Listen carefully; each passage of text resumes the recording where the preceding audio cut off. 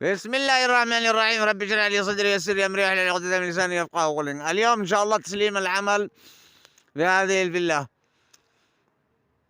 ان شاء الله باذن رب العالمين. صدام من برنيك، صدام مع المقاول عبد الرحمن السامعي.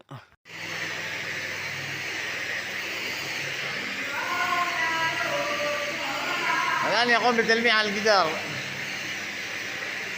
عشان التنعيم.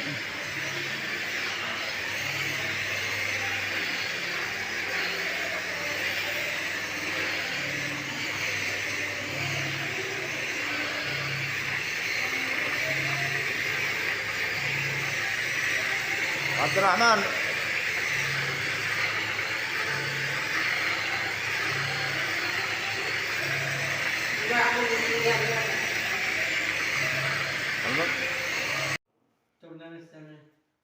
هذا الاخ النامس احد الدهاني مع المقاول عبد الرحمن.